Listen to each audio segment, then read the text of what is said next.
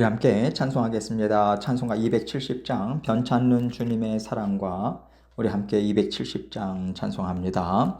변찮는 주님의 사랑과 거룩한 보혈의 공로를 우리 다 찬양을 합시다.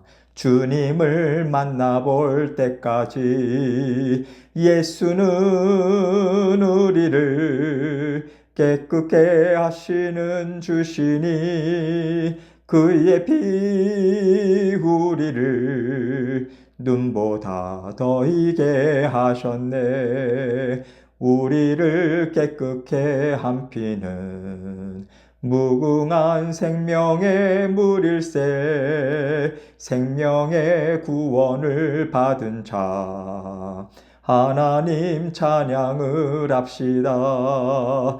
예수는 우리를 깨끗게 하시는 주시니 그의 피 우리를 눈보다 더 이게 하셨네. 주님의 거룩한 보혈을 날마다 입으로 간증해 담대히 싸우며 나가세. 천국에 들어갈 때까지 예수는 우리를 깨끗게 하시는 주시니 그의 피 우리를 눈보다 더 이게 하셨네. 십자가 단단히 붙잡고 날마다 이기며 나가세.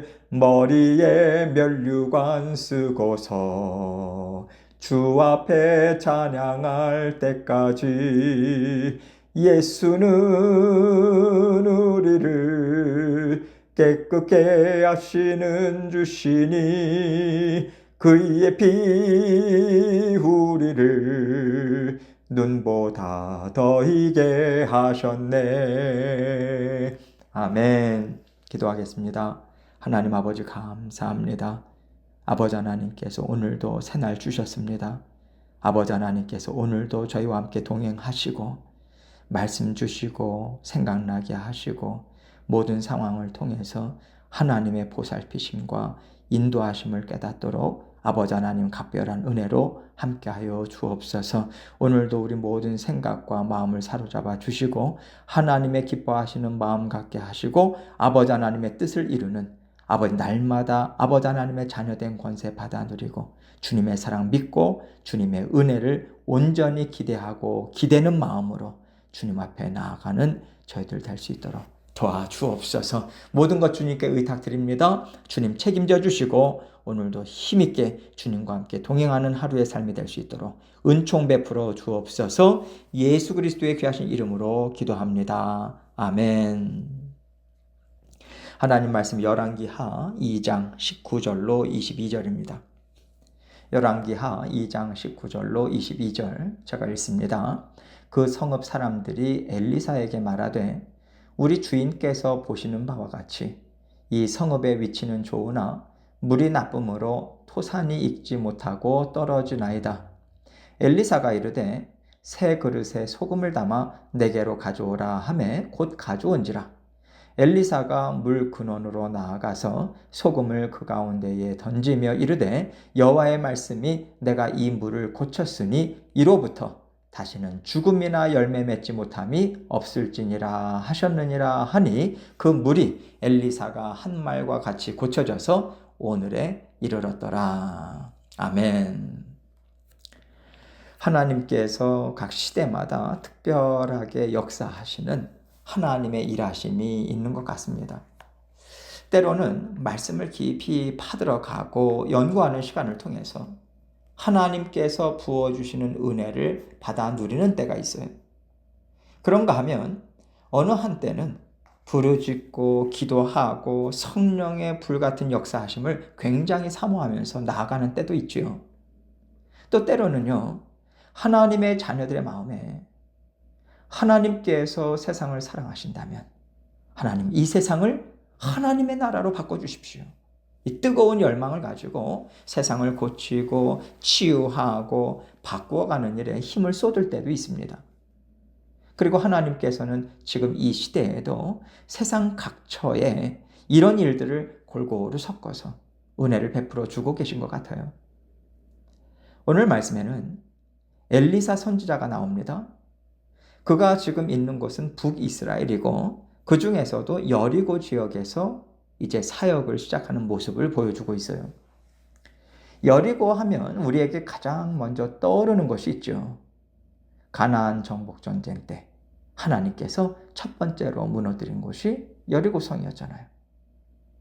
하나님께서는 여리고 성을 온전히 하나님의 일하심으로 무너뜨리셨습니다.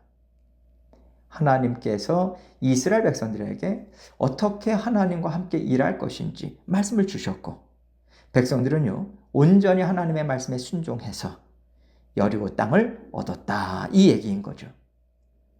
이것을 생각할 때 하나님께서는 여리고 땅을 하나님의 말씀으로 살아가라는 특별한 터전으로 주셨다는 생각이 듭니다. 그래서 하나님은 누구든지 하나님이 무너뜨리신 여리고성을 재건하고자 하면 그 기초를 놓을 때는 장자를 잃을 것이고 문을 세울 때는 막내를 잃을 것이라고 하는 말씀을 그 땅에 심어주셨어요. 이 얘기는 이 땅이 계속해서 저주를 받을 것이다, 이 뜻이 아니라고 생각합니다. 하나님께서 세상을 사랑하세요. 그 땅에 이스라엘 백성들을 심어 놓으셨잖아요. 하나님의 선하심을 생각한다면 이 땅은 오직 하나님의 말씀으로만 살라는 특별한 은혜, 더 나아가서 특별한 사명을 주시지 않았나, 이런 생각이 듭니다. 그런데 엘리야가 사역을 할 때 이미 히엘이라고 하는 사람이요 여리고성을 재건하고자 했었고, 하나님의 말씀대로 터를 쌓을 때는 맏아들을, 그리고 문을 세울 때는 막내 아들을 잃은 일이 있었어요. 지금 엘리사는 그 여리고 성읍에 머물고 있었는데 성읍 사람들이 엘리사를 찾아옵니다. 한 가지 이제 요청을 하고 있어요. 19절 말씀 봅니다. 그 성읍 사람들이 엘리사에게 말하되 우리 주인께서 보시는 바와 같이 이 성읍의 위치는 좋으나 물이 나쁨으로 소산이 익지 못하고 떨어지나이다. 이제 엘리사가 사역을 본격적으로 시작하자 성읍 사람들이 오랫동안 해결되지 않던 문제를 들고 나온 거예요.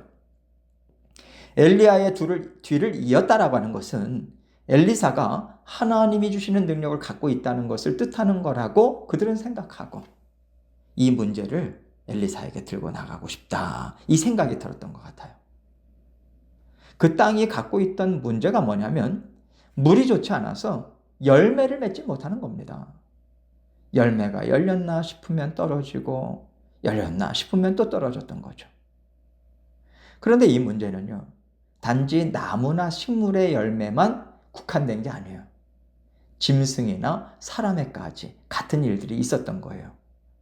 열매를 맺지 못한다라고 하는 것은 유산을 한다, 그런 자녀들을 계속 번성하지 못한다, 이런 의미까지 담겨 있는 그런 단어거든요.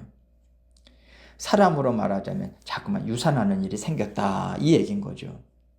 그러자 20절을 보세요. 엘리사가 이르되 새 그릇에 소금을 담아 내게로 가져오라 하매 곧 가져온지라. 엘리사는 문제를 들고 나온 성읍 사람들에게 새 그릇에다 소금을 담아서 가져와라, 이 말을 한 건데 이것을 좀 이해하기가 어려워요. 하나님의 사람은 말씀으로 또 하나님의 이름으로 하나님의 역사하심을 보여줘야 하는 거 아닙니까? 그런데 새 그릇과 소금을 가져오라, 이 말을 했단 말이에요. 그리고 이어서 21절 또 22절을 봅니다. 엘리사가 물 근원으로 나아가서 소금을 그 가운데에 던지며 이르되 여호와의 말씀이 내가 이 물을 고쳤으니 이로부터 다시는 죽음이나 열매 맺지 못함이 없을지니라 하셨느니라 하니 그 물이 엘리사가 한 말과 같이 고쳐져서 오늘에 이르렀더라. 엘리사는요 소금이 고친 것이 아니라 하나님께서 고친 것이다, 이 뜻으로 분명히 얘기한 거예요.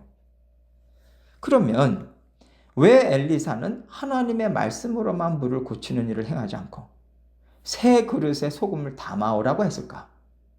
이것이 우리에게 고민되는 문제죠. 우리가요, 여기서 새 그릇, 소금, 이것에 집착할 필요가 없습니다. 이렇게 생각하면 좋을 것 같아요. 예수님께서 말씀을 가르치실 때도 보면 사람들이 잘 이해할 수 있도록 비유를 들어서 말씀하실 때가 많이 있었지 않습니까? 이렇게 비유로 말씀을 주신 것과 같이 엘리사도 새 그릇과 소금을 사용했다고 생각해요. 이제 하나님께서 엘리사와 함께 하나님의 역사를 써나가실 거 아닙니까?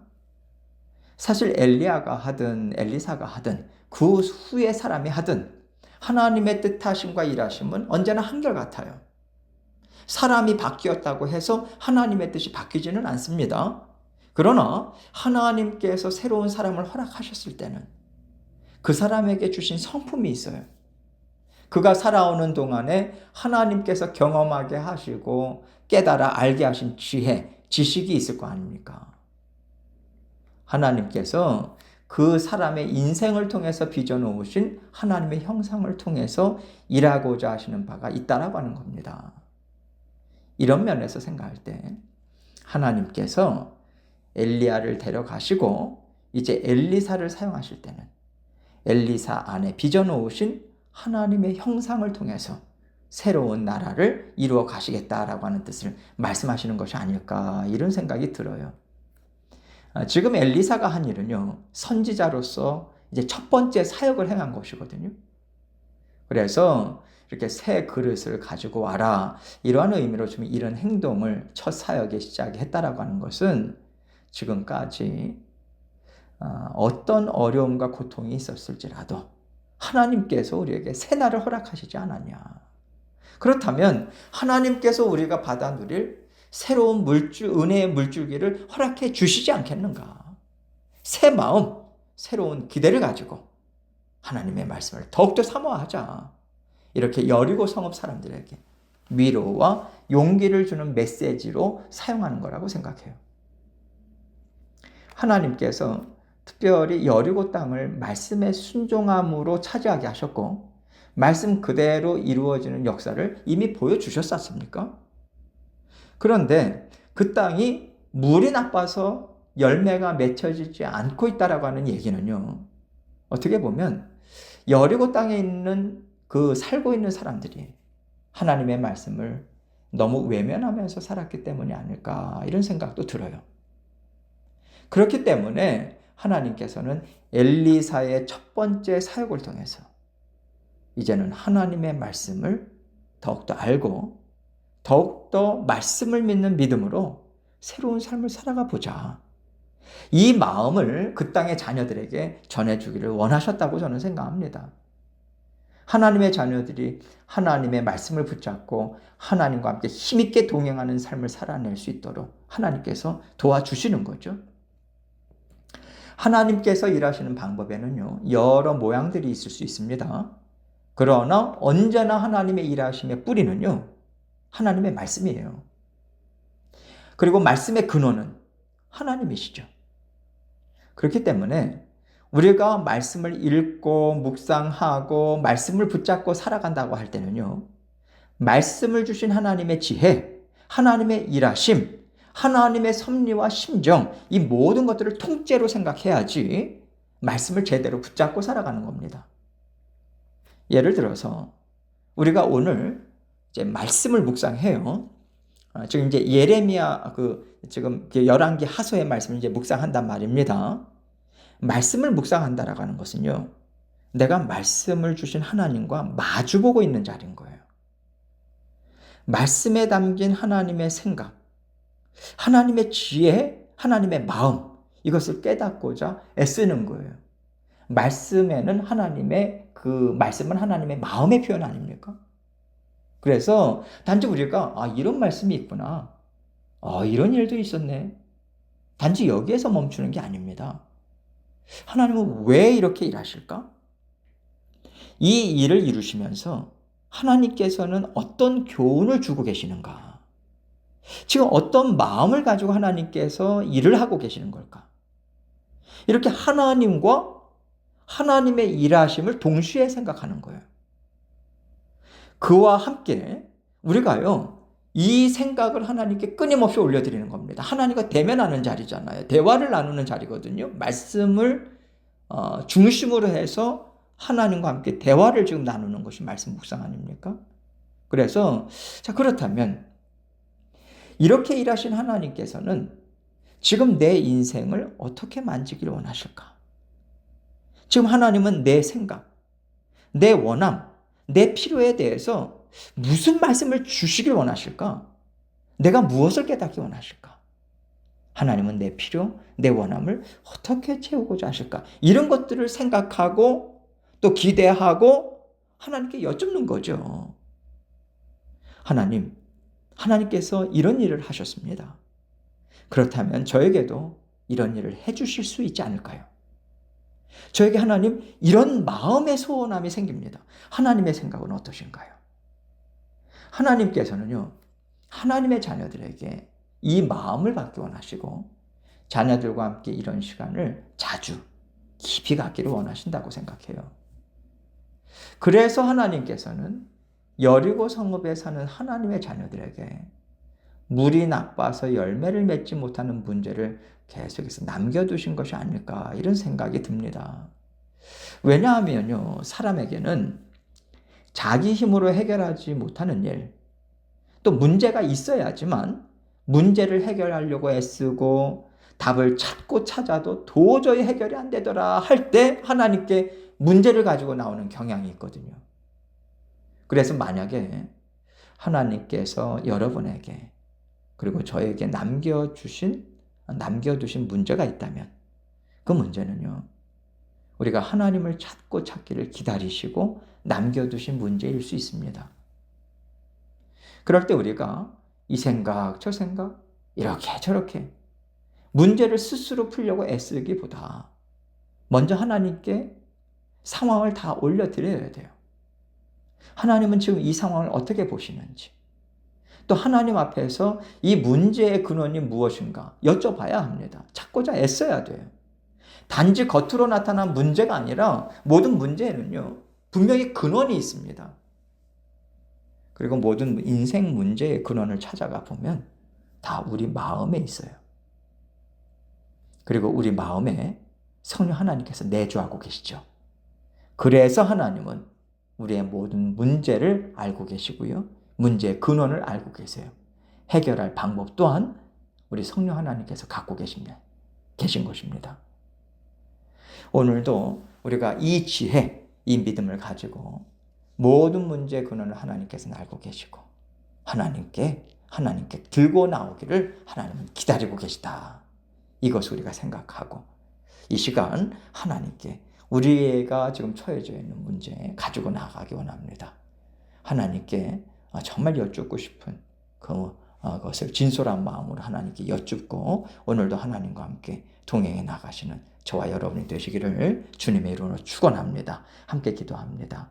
기도하실 때 하나님께서 이 말씀을 통해서 우리의 문제가 있다면 그 근원을 하나님 앞에 온전히 찾고 찾기를 원하고 계시다고 생각해요. 먼저 진솔한 마음으로 하나님의 도우심을 구하고 또 여러 가지 기도 제목들을 가지고 하나님께 나아가도록 하겠습니다. 기도하시겠습니다.